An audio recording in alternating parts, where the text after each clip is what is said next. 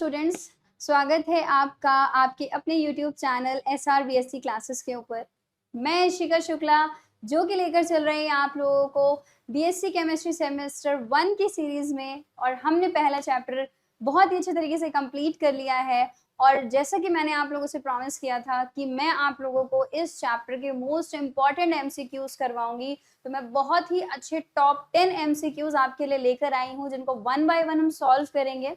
और मैं चाहूंगी कि हर एक क्वेश्चन के सॉल्यूशन से पहले आप उस क्वेश्चन का स्क्रीनशॉट लेकर या फिर वीडियो को पॉज कर एक बार उसका आंसर खुद से डिटेक्ट करें और उसके बाद उसका सॉल्यूशन देखें। इससे आपकी जो सॉल्विंग पावर है, जो भी आपकी फ्रीक्वेंसी है, कॉन्फिडेंस लेवल है, मैं कहूंगी वो थोड़ा सा इंक्रीज हो जाएगा। ठीक है, तो चलिए इसी के साथ हम शुरुआत करते हैं। हमारा जो चैप्टर 1 है, आपको पता है दैट इज इंट्रोडक्शन, और चैप्टर 1 मतलब जो कि हमारी पहली यूनिट है फंडामेंटल्स ऑफ केमिस्ट्री, सॉरी पहला पेपर है हमारा फंडामेंटल्स ऑफ केमिस्ट्री, जिसका चैप्टर 1 है इंट्रोडक्शन। उसके आज हम टॉप 10 MCQs करेंगे।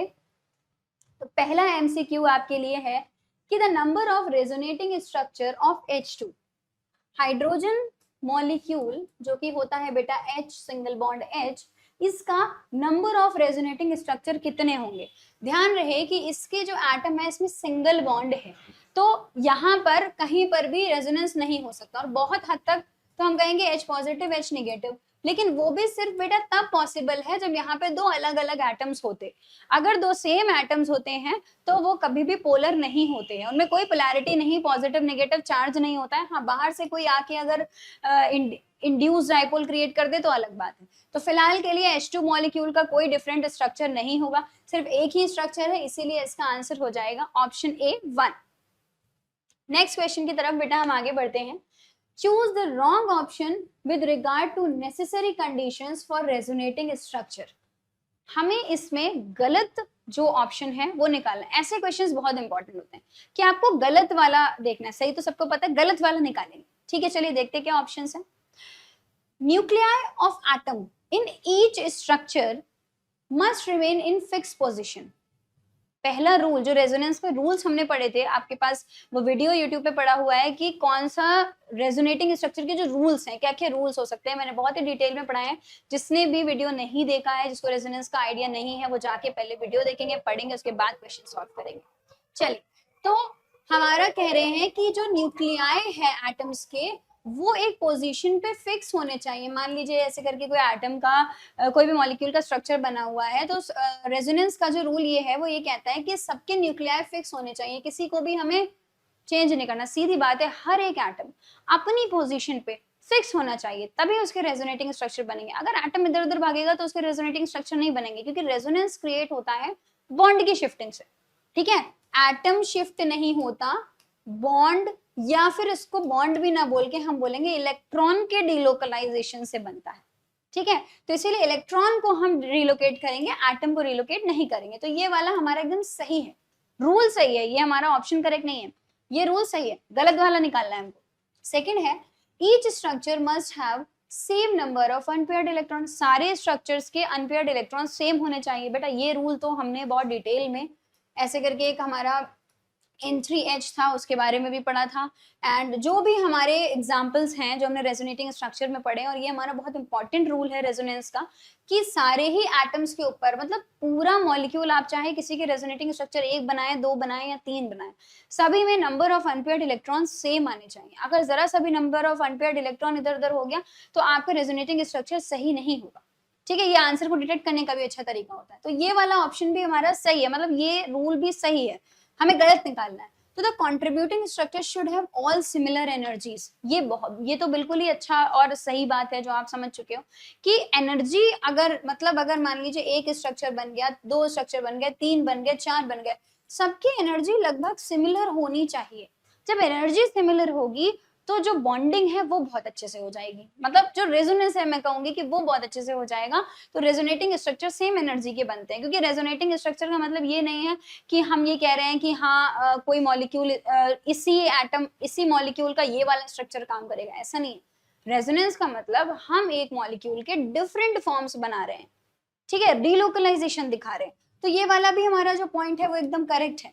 रॉन्ग क्या है? तो ऑब्वियसली अब 3 सही है तो चौथा रॉन्ग होना चाहिए, पर फिर भी पढ़ के देखते हैं कि कंट्रीब्यूटिंग स्ट्रक्चर जो है वो should be so written that the like charges resided on the same neighbouring atom. भाई देखो ये वाला पॉइंट इतना जो गलत है। लाइक चार्जेस मतलब पॉजिटिव पॉजिटिव या नेगेटिव नेगेटिव वो सेम पड़ोस वाले पास पास वाले एटम के पास होने चाहिए, ये रूल नहीं था। रूल ये था कि जो पॉजिटिव नेगेटिव चार्जेस हैं वो पास पास होने चाहिए। Basically positive positive negative negative वो पास पास नहीं होने चाहिए, क्योंकि सेम में रिपल्शन क्रिएट होगा, फिर एनर्जी चेंज हो जाएगी, फिर वो रेजोनेंस कैसे हो पाएगा? ठीक है, तो ये वाला ऑप्शन हमारा इनकरेक्ट है, लेकिन आंसर बेटा हमारा यही वाला सही है, तो D will be the correct answer. Next question हम देखेंगे, the attractive forces which keep the molecules in position in a molecular crystal are called. वो अट्रैक्टिव फोर्सेस जो कि एक मॉलिक्यूल के पोजीशन, मतलब कहने का ये है कि अगर क्रिस्टल है और उसमें मॉलिक्यूल्स हैं, तो एक ये कौन सा फोर्स है जो सारे मॉलिक्यूल्स को एकदम अच्छे से बांध के रखता है? ऑप्शन है न्यूटन का force, Fizaan force, Van der Waals force या पॉलिंग फोर्स। बेटा देखो, अगर मॉलिक्यूल की बात आएगी तो particles of matter attract each other, और मैंने आपको बताया था कौन सा ऐसा फोर्स है जो अट्रैक्टिव फोर्स है, जो लग रहा है वीक होता है लेकिन फिर भी वो लग रहा है, वो बेटा होता है हमारा वेंडरवॉल्स फोर्सेस, जो कि एटम की स्टेबिलिटी के लिए माना जाता है, मॉलिक्यूल्स की स्टेबिलिटी के लिए माना जाता है। ठीक है, तो सही आंसर हमारा होगा सी। नेक्स्ट क्वेश्चन है, dipole moment of a linear molecule is given by the relation. Dipole moment जो है लीनियर मॉलिक्यूल का, वो किस रिलेशन से देते हैं? बेटा देखो, डाइपोल मोमेंट आपको पता है mu is equal to Q into D, यही रिलेशन हमने बनाया था क्यू इंटू डी का। ठीक है, चार्ज इंटू डिस्टेंस का हमने रिलेशन बनाया था, तो ये ए ऑप्शन मुझे सही लग रहा है। बाकी आप देख सकते हैं क्यू बाई डी है, क्यू स्क्वायर डी है, क्यू इंटू डी स्क्वायर है, तो ए हमारा जो है वो सही आंसर है। ठीक है, नेक्स्ट है हमारा, which of the following molecule has zero value of dipole moment. इसमें से किसकी जीरो वैल्यू है डाइपोल मोमेंट की? ठीक है, देख लेते हैं, तो ये आपको स्ट्रक्चर से पता चलेगा, डाइपोल मोमेंट के डायरेक्शन से। वैसे तो आपको ऐसे ही मालूम चल सकता है अगर आपको स्ट्रक्चर का आइडिया है, लेकिन स्ट्रक्चर हमें सभी में बना के देखना है। तो ये हमने CO2 बना दिया है, ये हमने कार्बन मोनोऑक्साइड बना दिया। ठीक है, इसमें आप यहाँ पे कोऑर्डिनेट बॉन्ड भी बना सकते हो, यहाँ पे अमोनिया का मॉलिक्यूल बनाएंगे। ठीक है, और यहाँ पे हम H2O भी बना के देख लेंगे। तो अगर हम बेटा डाइपोल मोमेंट के जो डीलोकलाइजेशन, मेरे कहने का मतलब है कि अगर हम यहाँ पर जो डाइपोल मोमेंट है उसका डायरेक्शन की बात करें, ठीक है, तो देखो यहाँ कार्बन कम इलेक्ट्रोनेगेटिव है, तो positive to negative, positive to negative, equal and opposite, यानी कि यहाँ पे डाइपोल मोमेंट 0 आना चाहिए। ठीक है, यही होता है। आगे भी देख लेते हैं, कार्बन और ऑक्सीजन में डायरेक्शन बेटा ये रहता है, यानी कि इसका डाइपोल मोमेंट जो है वो नॉन जीरो है, और ये मॉलिक्यूल इसीलिए स्लाइटली पोलर होता है। NH3 की अगर हम बात करें तो नाइट्रोजन और हाइड्रोजन में नाइट्रोजन ज्यादा होता है इलेक्ट्रोनेगेटिव, तो ये डाइपोल मोमेंट का डायरेक्शन है, और यहाँ पे लोन पेयर है तो बेटा ये डायरेक्शन और चला जाएगा, जिसकी वजह से अमोनिया जो है बेटा वो कुछ पोलर होता है, स्लाइटली पोलर कंपाउंड होता है, और इसीलिए इसका डाइपोल मोमेंट नॉन जीरो है। और H2O, इसकी तो बात ही मत करिए, तो आपको ऐसे ही पता है कि ये पोलर है भाई, ये डायरेक्शन और ये डायरेक्शन, तो यानी कि इसका भी डाइपोल मोमेंट नॉन जीरो है, यानी कि हमारा जो आंसर करेक्ट है वो है CO2, क्योंकि इसका डाइपोल मोमेंट 0 है और ये एक नॉन पोलर मॉलिक्यूल है। नेक्स्ट क्वेश्चन है, the variation of non polar character in ionic compound in terms of polarization effect was given by. Non polar character ionic compound में उसके बारे में किसने बताया था? Faraday, Fajans, Van der Waals, Avogadro. I know आपको ये आंसर पता है, और क्योंकि ये सबसे सिंपल क्वेश्चन है हमारे लिए कि हमें पोलराइजेशन का जो पूरा मतलब जो स्टडी है, कॉन्सेप्ट है, उसके बारे में फिजान रूल ने बताया है, तो बिल्कुल डाउट नहीं करना है, तुरंत की तुरंत आंसर पे क्लिक करके अपने टाइम को सेव करना है। तो नेक्स्ट क्वेश्चन हम देख लेते हैं, मिथेनॉल जो है वो हाईली सॉल्युबल है वाटर में, क्यों? मिथेनॉल पानी में इतना ज्यादा सॉल्युबल कैसे है? बेटा देखो, ये भी हम अपने लेक्चर में डिस्कस कर चुके हैं, बहुत अच्छा क्वेश्चन है। मीथेनॉल पानी में इतना ज्यादा सॉल्युबल क्यों है? क्योंकि मीथेनॉल के पास में जो ऑक्सीजन एटम है, हाइड्रोजन एटम है, यहाँ पर भी हाइड्रोजन है, ऑक्सीजन है, जैसे ही डिसॉल्व करेंगे क्या बनेगी? बोलो बेटा जल्दी से, हाइड्रोजन बॉन्डिंग। तो हाइड्रोजन बॉन्डिंग बनेगी, इसीलिए सॉल्युबल है। ऑप्शन दिया है लो डेंसिटी, हाई विस्कोसिटी, लो सरफेस टेंशन, हाइड्रोजन बॉन्डिंग, कोई टेंशन ही नहीं है, क्योंकि हमको भी मालूम है सॉल्युबिलिटी किस पर डिपेंड कर रही है, हाइड्रोजन बॉन्डिंग पे डिपेंड कर रही है। Which of the following has the highest boiling point? इसमें से किसका सबसे ज्यादा बॉइलिंग पॉइंट होगा? और ये भी हम अपने लेक्चर में डिस्कस कर चुके हैं। H2O का होगा, H2S का होगा, H2SE का होगा या H2TE का होगा। टॉप टू बॉटम जाने में एटॉमिक साइज इंक्रीज होता है तो बॉइलिंग पॉइंट को भी बढ़ना चाहिए था, लेकिन हमने एक एक्सेप्शन पढ़ा है, कॉन्सेप्ट पढ़ा है कि H2O जो है उसमें हाइड्रोजन बॉन्डिंग होती है, जिसकी वजह से वो लिक्विड है, जिसकी वजह से उसका बॉइलिंग पॉइंट ज्यादा है। तो हाईएस्ट बॉइलिंग पॉइंट किसका होगा बेटा? H2O का होगा। ठीक है, उसके बाद किसका होगा? H2S का होगा। उसके बाद किसका होगा?